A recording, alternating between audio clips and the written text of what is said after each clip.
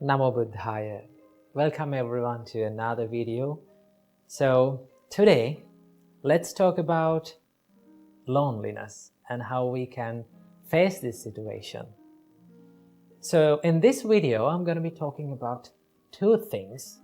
And the first one is the loneliness, and the second one is the solitude, which is more reframed version of being alone. Okay, so first of all, let's talk about loneliness. When we are around people, when we are living with people, and when we are in relationships with people, normally we feel happy. We feel that we are content, right? And we feel this joyfulness within ourselves. But when they are not around us, or when they leave us, sometimes when we have to depart from them, normally we feel depressed, sad, or lonely, or we feel like no one cares about us. So this is the feeling of loneliness. If we analyze this emotion of loneliness, we can find that we have become happy because of the people around us, because of their reaction, because of their way of behavior. That was the reason that we became happy. Simply it means that we have given the key of our own happiness to other people. So when they leave our life, sometimes when they depart from ourselves, sometimes when they fade away from our life, what happens to us is we become unhappy. We become sad, we become depressed, and we feel like no one is caring for us. There is no one to help for me. That is what we are thinking. So how we can deal with this? Well, that is where we come to the topic of solitude. Supreme Buddha advised us, Supreme Buddha advised the monks to practice this practice of being solitude. So what do you mean by solitude? So first of all, let's compare the loneliness to the solitude. Then you can take some idea about that. In loneliness, when you're lonely, you're thinking for someone to come to your life and make you happy. That means you're depending on others. Your happiness depends on others. But in solitude, you try to find the happiness within yourself. When you find the happiness inside yourself, you don't want to depend on another person. You don't want to depend on second person. You can find your happiness within yourself. And that is what the practice of solitude gives us. So when you are being solitude, or simply when you are being alone, now there are the people talk about this like the loneliness and being alone is two different things, right? So when you're being alone or when you're being in solitude, you're happy. You're not finding the happiness from these outer sources. You find the happiness within yourself. So Buddha teaches us to look at this loneliness not as something to be sad, not as something negative. Buddha teaches us to look at this loneliness something that is beneficial for you, something that is positive. So how we can use this loneliness, or how we can reframe this loneliness to be positive? Well, if you think about whenever you are being alone, you have more time for yourself, right? You have a bigger freedom for yourself. You can think about yourself. You can reflect more about yourself, and you can practice meditations, or you can think about your health and do some practices about that. You can do some self-development techniques, so you can improve yourself. So when you use that time, when you use that loneliness for good things, then you become more positive about that. Then you will never feel these sad or depressing states. So let me tell you a little story how Buddha felt lonely at one time. Actually, this incident happened to the Buddha before he became enlightened. We call him the Bodhisattva. When he was Bodhisattva, he was practicing this self-mortification for 6 years. He gave lots of hardships to this body. He did some extreme meditations in the jungle. So there were 5 monks who were helping the Bodhisattva. So he practiced this self-mortification meditation for 6 years and he mastered that. Finally, he came to the conclusion of that I cannot achieve this enlightenment by self-mortificating or by giving this extreme hardship to this body. So he decided to find this middle way. So what he did was, first of all, he took his bowl and he went to the village and he got some foods to eat. Because he thought that to do the meditations, I need to have this physical energy. But those 5 monks who were helping to Bodhisattva, who were expecting the enlightenment from the Bodhisattva through this self-mortification, was so confused because they saw that the Bodhisattva is having these foods. Then those 5 monks thought, like, now he's not going to achieve this enlightenment. The enlightenment can only be achieved by this self-mortification. So they never believed on the Bodhisattva. So what they did was, they left the Bodhisattva. Now our Maha Bodhisattva was all alone in the middle of the jungle. There was no one to help him. There was no one to care about him. No one knew about him. He was all alone. But he didn't think about that loneliness as something depressed or something negative. So he thought, now I have more time for myself. I can do my meditations freely. There was no one to think about me. So I must use this time for my self-development. That is what Maha Bodhisattva thought. So that is the way that we also should think about this loneliness. If you are feeling lonely, if you are having some kind of a loneliness situations in your life, use that time, use that valuable time to create a better life for yourself. Because you have more time. You can do meditations. You can stick into a daily routine of the self-development. You can do meditations. You can do workouts. You can walk for some time. And you can be with this nature, read a book, or learn something new, practice meditations, do exercises.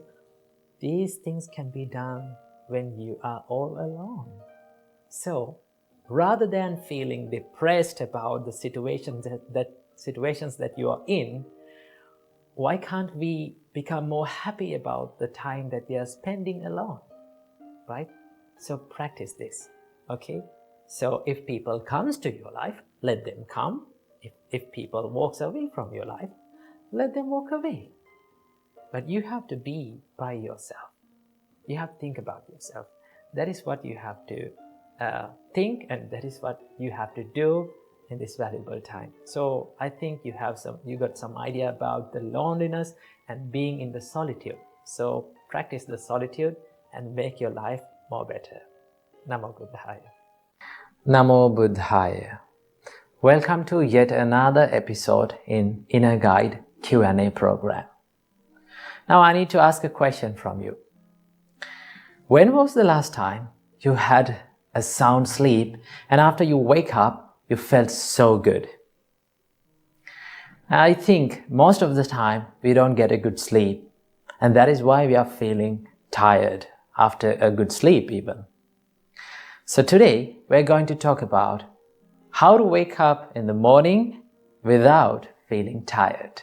Now remember, the quality of your wake up is highly dependent on how you sleep, the quality of your sleep.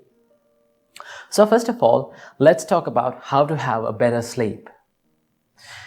Our great teacher, Supreme Buddha, taught us that if you can practice the love and the kindness throughout your life, in your heart, practically, you will sleep better. Right? So it says that it is so important to maintain a kind and a calm and a peaceful heart to have a better sleep. So your sleep is highly affected by several things. It depends on what you do during the day, and it depends on how you approach the bed, your sleeping posture, and also it depends on what you do after you wake up. So we are going to talk about these things. So let's talk about how the things happen during the day affects our sleep. Now, if you spend most of the time in the day by being angry with people, by being jealous of others, by fighting with others and being sad and frustrated, then your mentality is not in a good condition. And then when you go to the bed, you will never have a peaceful sleep because your mind and your body is not ready for that, and it hasn't become peaceful. So it is so important to maintain a peaceful and a calm mind during the day. Right? Of course, we cannot control the situations that we face during the day. We cannot control people complaining us, criticizing us, bullying us. We cannot control these things, but we can control our response to them. Right? So we, by our own self, make the choice to be angry, to be jealous, to be frustrated, to blame. So, what you have to do, you need to maintain and you need to try as much as possible to be kind and to be friendly with people, right?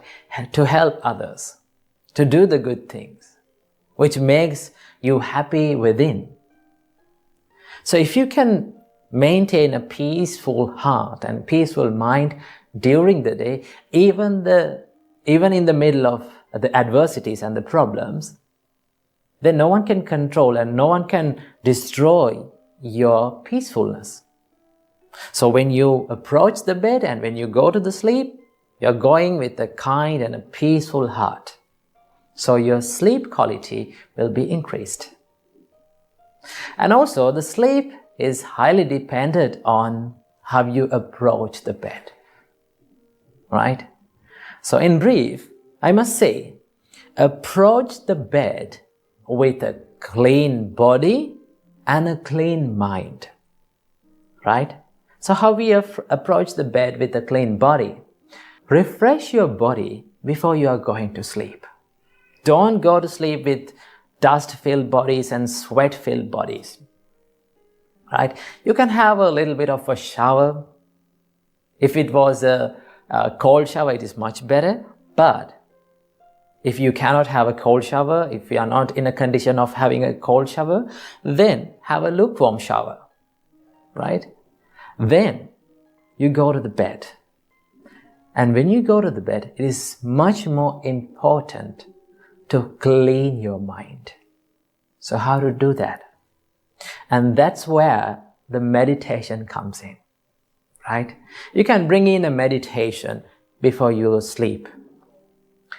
So it is so easy to practice a session or 5-minute session of loving kindness meditation. Right?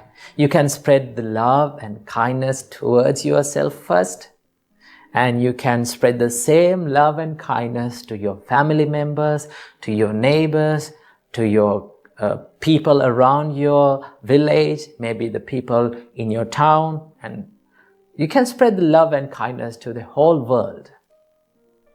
When you spread the thoughts and when you generate these thoughts within your mind gets so peaceful and it will become so serene. So bring in a loving kindness meditation before you sleep, right? And then you can go to the sleep with a clean body and a clean mind. And also, The quality of your sleep is highly dependent on your sleeping posture, right? Most of the people, they sleep on their stomach. They sleep facing down. But that is not a good posture to sleep. Our great teacher, Supreme Buddha, can sleep to the right side, and that posture is called Singhasaya, the lion's posture, which was used by our great teacher, Supreme Buddha, throughout his whole life. So if you can try that posture, that is one of the best postures to sleep. And also you can sleep to the left side, right? So these postures will increase your quality of the sleep, right? So these things affects your sleep in many ways, and it makes a huge impact. And then let's talk about what we should do after we wake up.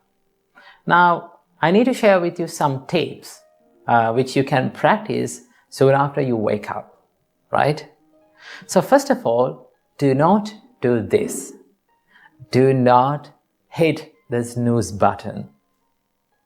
Now, many of you hit the snooze button and you go back to the sleep. Remember, when you hit the snooze button and when you go to the sleep again, that sleep is not a perfect sleep, right? And that is why you are feeling tired after you wake up. So what you have to do, don't hit the snooze button. Wake up and get down from the bed soon after you wake up, right? So you can keep your alarm clock, maybe your mobile phone, you can set the alarm and you can keep that thing across your room in a distance where you should walk to the alarm clock and stop it. So it will help you to get down from the bed. So that is one tip.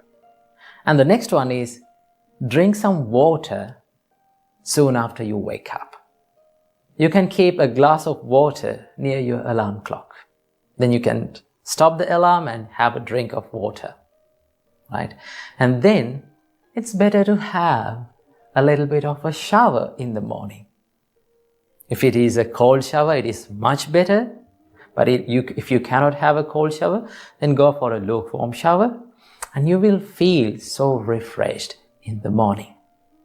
And after that, do some exercises, have some stretches on your body, then you're good to go, right? So these things, if you can do these things soon after you wake up, it will keep up the refreshness that you feel in the morning throughout the day. So that is how we have a peaceful wake up early in the morning and feel refreshed. So I hope you enjoy this video. And I wish you all, may all of you be well and happy, and may all of you live long, and may all of you realize the Four Noble Truths in this Gautam Buddha's dispensation. Namo Buddhaya, Theruvan Saranai. Namo Buddhaya. Welcome and welcome back to another video. Today, I want to talk about something really important for all of our lives, especially in these days, and that is the things that we should not speak with others, according to Buddha's teachings. Now, at first, you might be thinking, well, I'm not a Buddhist, so why should I care about these things? Here's the thing. These principles can be applied to anyone's life, regardless of their religion or belief system. So that is why these speeches are called Four Unwholesome Speeches. That is what Buddha said about these speeches. Four unwholesome speeches. So without any further ado, let's dive in. First of all, we have lying. Now Buddha said, stay away from lying. Now I know we all have said white lies here and there in all of our lives, right? But whether it is a white lie, whether it is a black lie, gray lie, or a red lie, no matter what the lie is, lying itself can be so harmful for all of our lives. Why is that? When you lie, it destroys your trust. When you lie, it destroys your character, right? So that is why it is very important to have trust between people. In our daily relationships between people, the most important component of a happy relationship is the trust. So that is why Buddha said, live a truthful life. And it is very important to have that transparency and honesty in our relationships. So the first thing that we have to stay away from is lying. And next we have divisive speech. What do you mean by divisive speech? Divisive speech is all about creating drama between people or creating conflicts between people using your words, right? It can be gossiping or it can be talking behind someone's back, right? I must say that when you talk these words or when you use this divisive speech, it is not a good thing for your life. And also it is not a good thing for other people's relationships. So Buddha said, do not use this divisive speech. Do not break the relationships between people using your words. Most of the time, we use the divisive speech out of jealousy or out of anger. So that is why it's very important to stay away from divisive speech. And the third one is, Buddha said, stay away from harsh speech. Now, when someone is calling you or when someone is treating you with rude words, how do you feel? Now, we all have been in this receiving end of such speeches, no? How did you feel? We felt sad, we felt depressed, we felt down about ourselves. So that is why Buddha said, do not use your words to put someone down, right? Do not use your words out of anger. This is all about criticizing and name calling and putting someone else down with your words, right? So Buddha said, stay away from harsh speech. And finally, Buddha said, stay away from idle chatter. What do you mean by idle chatter? Idle chatter is all about speaking meaningless or useless things, right? Now, that doesn't say that we cannot have a small chat or a fun talk with people.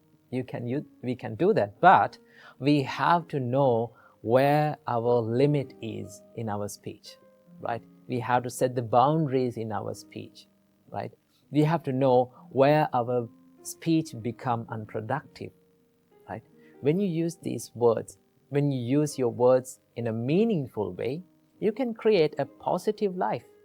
And you can create a positive emotions or positive feelings in others' lives too, right?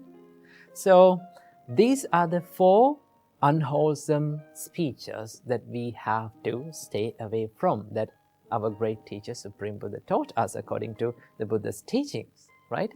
So why all these things matter? Why these unwholesome speeches matter in our life? Well, Buddha said, the words that we speak can create either positive or negative karma in our life. Do not think lightly about this karma, right?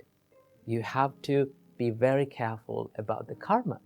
So the intention behind your words really matters in your life. And that is why we have to use our words wisely, because it can make a huge impact in our lives as well as in others' lives too.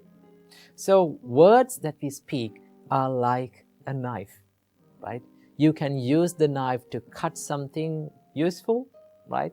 And also you can use the knife to kill someone else. So let's use our words to create a better life for ourselves and for others. So thank you for tuning in. I hope you got some food for thought for your life. So until next time, I wish you all, may all of you be well and happy, and may all of you live in peace forever. Namo Buddhaya. Namo Buddhaya. Welcome to yet another episode in Inner Guide Q&A program. Now it's been a long time that we haven't done a Q&A session. So today we are going to answer one of your questions. Someone has mentioned in the comments that it said that what to do when the life is becoming unfair, and what to do when life is not going in my way. Well, we are going to talk about this today. First of all, remember the nature of our life. What is the nature of our life? Life is a little bit unfair. That is the real nature. But the problem is, we expect that everything in our life to be perfect and to be fair. That is the problem. That is where the real problem is. Because Buddha said, if you have expectations, if you have more and more expectations inside yourself, chances are very high for you to feel so stressed. So remember that expectations stands for suffering. If you expect the life to be fair, you will suffer, right? So the nature of our life is, it is a little bit unfair.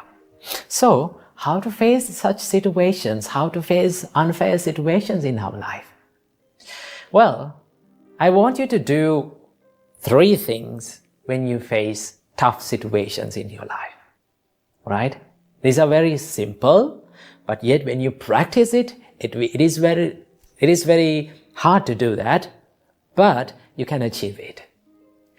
Number 1, first of all, you need to realize what the situation is.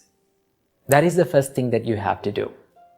If you're going through a hard time, right, you need to analyze about that and see what the problem is. Well, there are 2 types of situations in our life. What is that?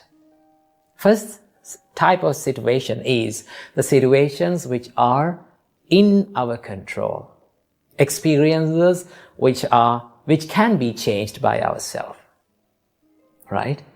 And the second type of situation is the situations which are out of our control. We cannot do many things about that situation, right? So these are the 2 types of situations that we go through in our life. So first of all, you need to analyze and you need to see what the problem is, whether it is in my control or out of my control. Right? When you realize about the situation, then you can do something about that situation. Okay? That is the first thing you have to do. Analyze the situation. Number 2, if it is a situation that is in your control, just do something to change that situation. So, what are the things that are in our control? What are the situations and experiences that we face in our life and which are in our control? Well, if you face a bad time, if you face a stressful situation because of your own faults, because of a mistake that is within yourself, then you can change it. Because we own our mistakes. We are the owners of our mistakes, and the mistakes can only be changed by ourselves. No one can change that. Someone can advise you, someone can show you the path, but no one can make it correct than you. So, what you have to do, you have to change the situation. If it is your mistake, correct it. If it is your fault, then do something about it to change that situation. So these are the things that are in our control. Remember. Here's the third one. When we face the situations that are out of our control, how to face that situation? Well, these are the situations we spend most of our time trying to change that, but we cannot do anything about that situation. So what are the situations which are out of our control? There are many things, right? Criticism is out of your control. People's opinions, they are out of our control. How people behave in front of you is totally out of your control. They are their choices, not your own choice. But we try to change these situations and we become so sad and depressed trying to change, and we find that we cannot change this situation. So if you cannot change the situation, what you have to do? You have to change your perspective about the situation, right? You can change the perspective about the situation, because the perspective and the way you see that about that situation is totally in your control. Because your thoughts are in your control, right? So what you need to do is, if you cannot change the situation, change the perspective, change the way you see about that situation. Okay? So remember, when people act weird in front of you, when people try to make you angry, when people criticize you, right? When people give unwanted opinions about you, just think, these things are out of my control. I should not waste my time of my life to change these situations. It is much better to change my perspective about this situation. So how can you change the situation? How can you change the perspective? You can be kind to them, right? You can maintain a positive mindset inside you, right? It is much better to maintain a positive mindset daily, every day, right? Listen to some things like positive things, positive words every day. It is much better to do that, because the more you listen to the positive words, positive ideas, right? Then the more you become positive inside, right? Then you can change your perspective about the situation. That is what you can do. Always remember what Buddha said. It is a nice quote that Buddha said that describes about the life. Buddha said, "Achinti tampi bhavati, chinti tampi vinasati." That is one of the greatest and one of the nicest quotes that Buddha have told about the life. In life, Buddha said, "Achinti tampi bhavati." Most of the times, unexpected things happen. Isn't that true? We don't know what will happen in the next time, right? It is a mystery. So in life, always unexpected things happen. And the things that we expected will going to be destroyed, right? If we expect something, we don't get the same thing. That is the thing.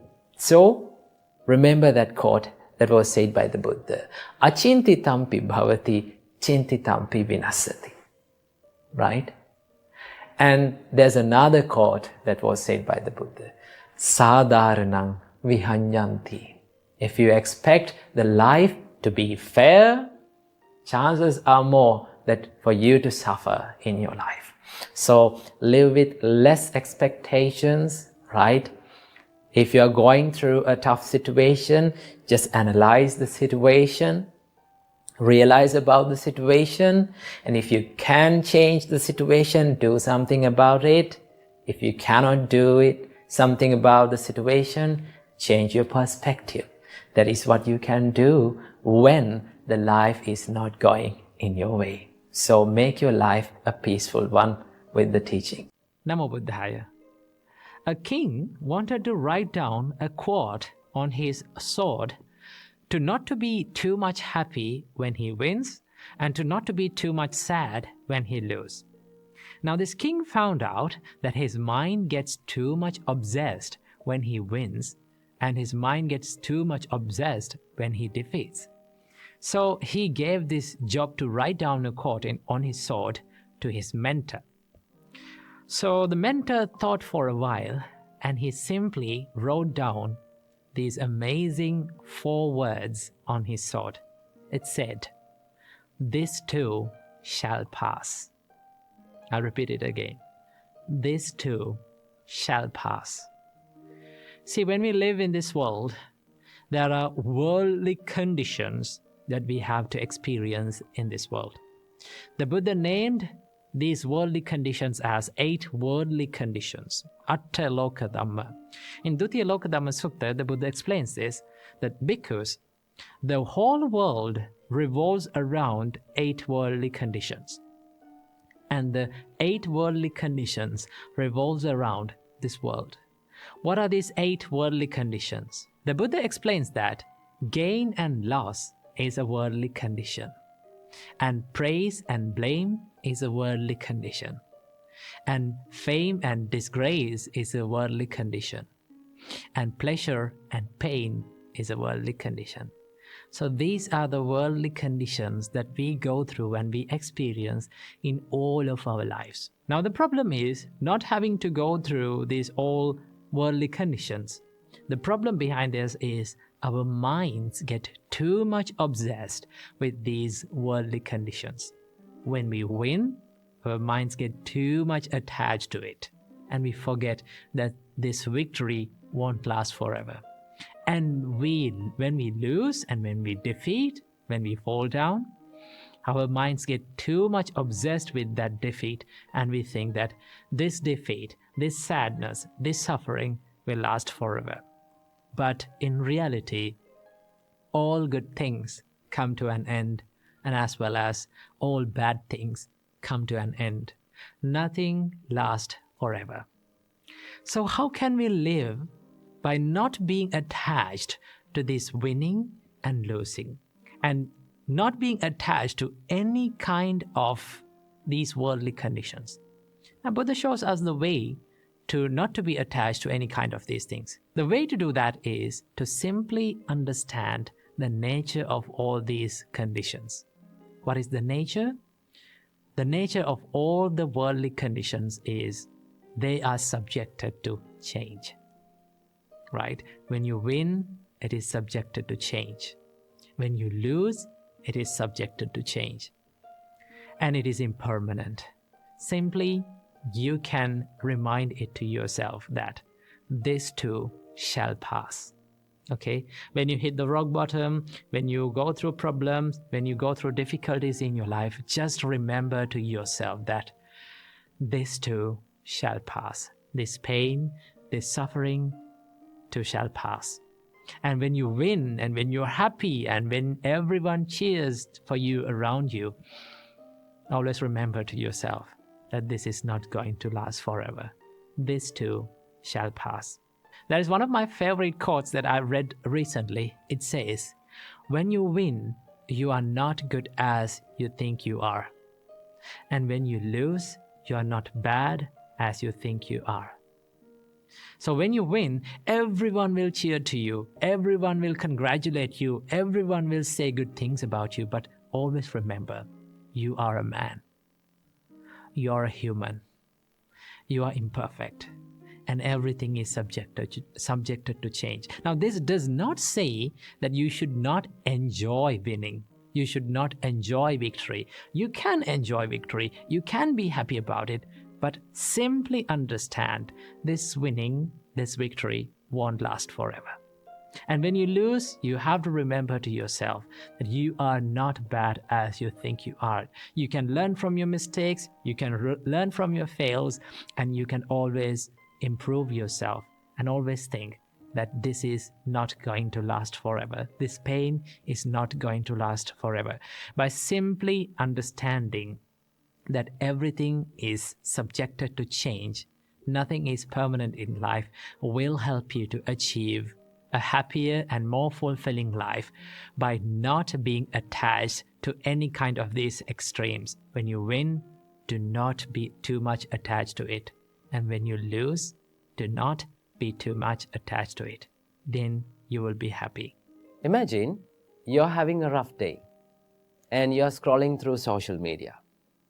And you see these nice pictures, people are celebrating their life, having the best days in their life, celebrating and becoming happy. When you see these pictures, what do you feel inside? Sometimes we feel even more stressed and we feel like there's no value in our life. One of the biggest enemies of our happiness is comparing our life with others' lives. There is some sort of jealousy and envy that builds up in our life, in our mind. That is why becoming envious and jealousy and comparing our lives to others is one of the biggest enemies of our happiness. To overcome this, the Buddha introduced a special practice, and that is called mudita. Mudita means appreciative joyfulness. Always remember, when we compare our lives to others, and when you build up that jealousy and envy within yourself, it is not going to help in your success, in your life, right? Sometimes, like we stop in a certain place, okay? We hold on to one emotion and we stay in that envy and jealousy and thinking about other people's lives without making our life successful, without focusing on our life.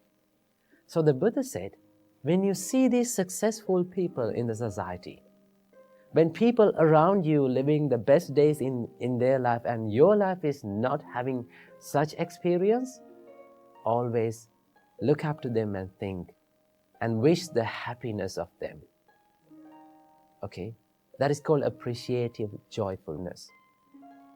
Wish the happiness of beings around you, even though you are going through a tough time. When we see successful people, we should not be jealous at them. It is not going to help us. What we have to do, we have to wish the success on them. When you see someone is having the best days in their life, think of him and say, oh, may he be happy even more. May he have a prosperous and a happy life forever. If you do that, you're not going to give the space for that envy and unhappiness and that negativity in your mind. The more you practice this positive mindset, the more you practice this appreciative joyfulness, you can be happy about yourself. Even on the hard days, even though your life is in a tough place. So that is why whenever we see successful people, people having a happy life, we have to wish the happiness of them.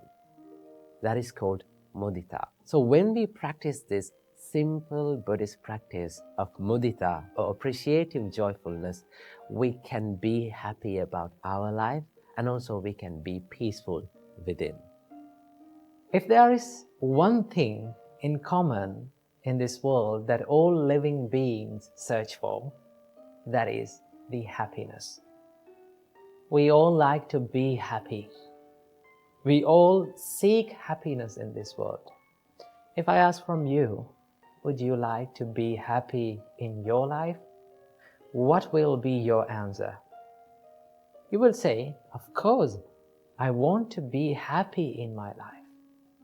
I want this peaceful state. I need to be in that. That is your answer.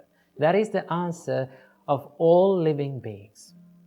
Buddha says that all living beings likes to be happy and they seek the happiness. If you really think about our life, we are in a never-ending journey of pursuing happiness. Let me tell that again. We are in a never-ending journey of pursuing happiness. That means we are pursuing happiness, we are chasing and we are seeking for happiness, but yet we have not found it. So, what is the reason for this not finding happiness? Why we don't find happiness in our life? We are seeking it, we are finding for it, but we don't find it. What is the reason? Well, the Buddha teaches us that we are finding or we are seeking this happiness from a source that the happiness does not exist. Because we are seeking happiness from external world. We are seeking happiness from these materialistic things. Well, when you seek happiness from materialistic things or external world, you get pleasure, but that is not happiness. Pleasure is something temporary and it gives you this instant gratification. But in happiness, the happiness is long-lasting and it gives you this happiness or the contentment about yourself. So that is why Buddha teaches us that you're finding the happiness from a source where the happiness does not exist. So the more you find it, the more you become frustrated. So, will we ever be able to find happiness in our life? The Buddha answers this question.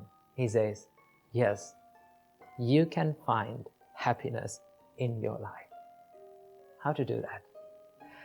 If you look closely to the first and the second verses of Dhammapada, Buddha says, if one with an impure mind speaks or acts, the suffering will follow him like a cart wheel following the ox. If with an impure mind one speaks or acts, the suffering will follow him. And in the next verse, Buddha says, if with a pure mind one speaks or acts, the happiness will follow him like a shadow following a man. So that means the happiness and the sadness entirely depends on the purity and the impurity of our mind. When our mind is pure, we can find the happiness. So, how can we gain this purity in our mind in order to find the happiness? Well, Buddha teaches us there are a lot of things that you can do to make your mind pure. So today, I'm going to share with you a few things that can give you the happiness in your life, that you can find the happiness in your life. First thing, accepting the reality of life will give you the happiness. You know, life is full of ups and downs. Sometimes you have good days, sometimes we have bad days, sometimes we have beautiful memories, sometimes we also have miserable memories. So life is not something that is going equally every day. Sometimes good, sometimes bad. When you realize this reality, you can face these situations successfully, right? It is not always this bad experience makes us frustrated. It is our reaction towards this bad experience makes us frustrated. Whenever you get a bad experience or a bad day or a bad situation, tough situation, difficult situation, you have two choices. Either you can focus on the pain and feel miserable about that situation, or you can focus on the lesson that bad situation teaches us and learn from it and start growing your life. So, if you accept the reality of life, it is not temporary. Sometimes the people around us are not in our control. We cannot control their reactions. We cannot control their opinions.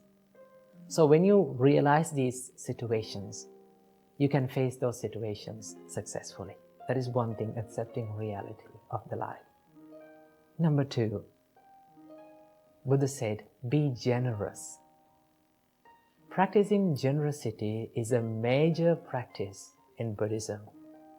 Well, in Buddhism, the generosity is known as dana. In dana, Buddha says that you have to give without any expectations. We have to give and we have to dedicate towards others without expecting anything in return. That is one thing that we have to practice. Most of the time, we like to hold on to things or gather the things towards us. That is what people think. When you gather more, when you collect more things, you will get rich and you will gain happiness. But that does not give you the happiness. It will give you the pleasure, but it is temporary.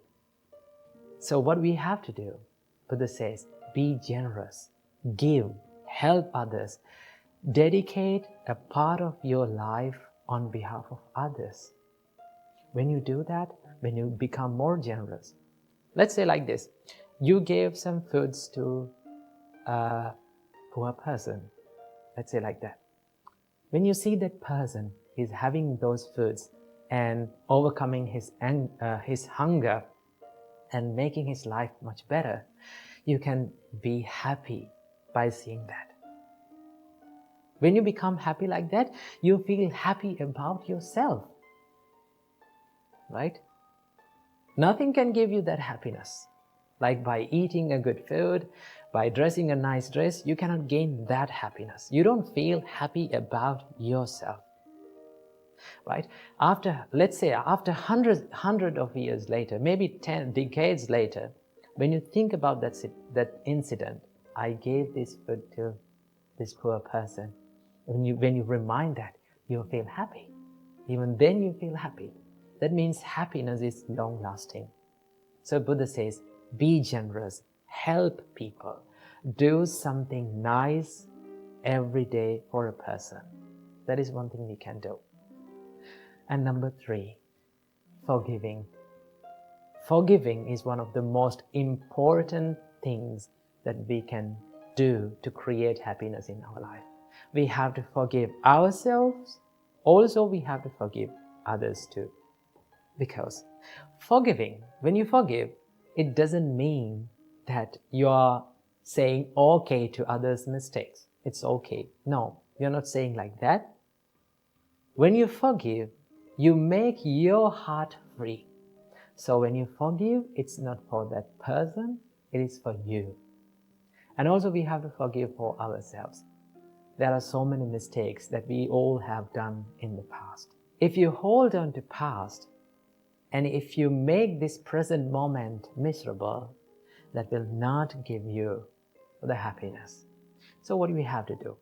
Whatever the bad thing that we have done in the past, we have to have this ability to forgive ourselves and start all over again. We all have that ability, right? We all have that privilege to start our life again and make it a better one. Okay? So no one is perfect in this world. We all have done mistakes. One thing that we have to do is to forgive and start doing good things. So these are 5 things that we can do to create happiness in our life. And also, there is one happiness that is called the ultimate happiness in this world that the Buddha teaches us. That is called Nibbana or Nirvana. That is the enlightenment. When you realize about the reality of this life, and when you remove this desire or the craving that arises within your mind, then Buddha says that is the ultimate happiness. Simply, the Nibbana means Ragakkayo, Dosakkayo, Mohakkayo, Nibbana. That means removing of the desire, anger, and the delusion of the mind is called the enlightenment. So that is the highest level of happiness that we all can reach. So when you practice these practices, right, when you engage yourself in wholesome state, that will create you the happiness in the life. So practice these things and make your life a happier one. Namo Buddhaya. One of the questions that people ask from me is that they ask, is it easy being a monk? Well, I give them the answer, no, it's not easy, right? So many people think that after becoming a monk, all the problems will disappear like you're floating on a peaceful cloud, Trust me, it doesn't happen, right? Monk's life is difficult, as same as any other life, right? It is not easy because if you look at our life, right, where no matter what the life is, right, no matter what level of life is, there will always be difficulties, problems, challenges. That is the nature of life. That is what the Buddha said to us. The Buddha said that is the first noble truth. What is it? Dukkha. Where there is birth, there is dukkha. There is this unsatisfied nature. There is this suffering. There is this nature of unsatisfaction, dissatisfaction. So you may think, if you're thinking that after becoming a monk, all the problems will disappear. It's not. It doesn't happen, right? But here's the thing. Yes, there is some part of the problems that you face as a householder. After becoming a monk, they will disappear, right? That is made from this lifestyle itself, right? For an example, as a householder, you have to maintain a family life, right? A family. So that part is not there in the monk's life. And as a householder, you have to have these relationships. You have to have your husband or wife, children. As a monk, you don't have them, right? And also, then as a householder, you will get invited to a lot of occasions, parties, weddings, and all the stuff. As monks, we don't go to the weddings and parties, right? So we live in the monastery. So those kind of problems, those kind of things, they will be removed by the lifestyle itself. But that doesn't mean the lifestyle becomes this monk's life is easier. Because we also have some other duties to do, right? We have also other responsibilities to do. After doing all of those things, there are the things that are easier to do actually. At the end of the day, after becoming a monk, what you're really focusing on is your spirituality, your mind. A monk is someone who is totally dedicated to the spiritual practice, his own spiritual practice, and also the spirituality and the spiritual development of the people around him. So when you work on that, right, you will face a lot of difficulties, a lot of challenges, One of the biggest challenges that we face as monks is to discipline our mind, right? As soon as you become a monk, your mind is not ready to become a monk, okay? I always say this for people, that it takes very few minutes to make a monk physically, like become a monk physically. But it takes a lifelong practice to become a monk within, from the mind, okay? So we are on the path of making our mind a monk, okay? So understand that becoming a monk is not easy, okay? Same as any other life. They will have problems. They will have difficulties, right? And also, I would like to say, yes, monk's life is difficult, but monk's life is beautiful. Why do I say difficult? Because there are some difficulties, challenges that you face as any other life. That is one part, okay? And why would I say that monk's life is beautiful is that the lifestyle is made your life to be so much simple. For an example, we don't have much clothes, right? We only have 3 robes to wear. And also we don't have many things that as materials. For an example, we have only 3 robes, and we have only 1 alms bowl, and also a couple of books that we are using. And all the other utensils that we use in the monastery are they are for the monastery, right? When we leave the monastery, we have to leave them behind and you have to go. The only thing that remains with you that you consider as yours, your materials, is your 3 robes and some couple of books, and also your alms bowl. That is the only thing that is remain. So the lifestyle is made to make your life so much simpler, okay? And the practices that we do, the monastic practices that we do, is made to make your life so much simpler and easier. And the precepts that we follow, that was given by the Buddha, the codes that we follow, is made to make the monk's life so much simpler, hassle-free, and more focused into the spirituality. So yes, there is one part of the beautiful part of the monk's life. Okay, that is beautiful. And the other part that I love to enjoy in monk's life is that being a monk, you get the opportunity to meet so many people, right? Being a preaching monk, I get this opportunity. I'm very lucky to have this in my life. I get to meet a lot of people. I get to meet a lot of people, and I get to talk with them, right? I can listen to their ideas. I can listen to their problems. I can share the Buddha's teachings with them and help them. And when I share the Buddha's teachings with them and when they get the help, it gives me a great happiness, right? So that part I love to enjoy, okay? And also another beautiful thing that you find in monk's life is that every single morning when you wake up, you have something wholesome to do, something that is selfless to do, right? When you wake up and when you clean your monastery, when you do the monastic chores, it gives you that idea that yes, you're doing something for yourself as well as the others also. So these are the parts that we enjoy as monks, okay? And also one part, this is not only separated for monks' life, but also anyone can do that. We enjoy by listening and learning the Buddha's teachings. Okay, you get a lot of time to learn the Buddha's teachings and observe and analyze the Buddha's teachings and practice the Buddha's teachings. So these are the beautiful parts of the monk's life.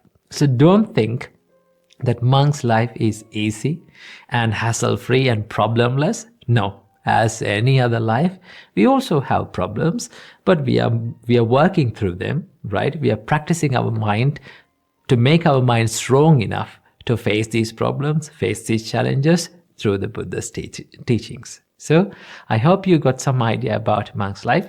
So I wish you, may you be happy and may you be healthy.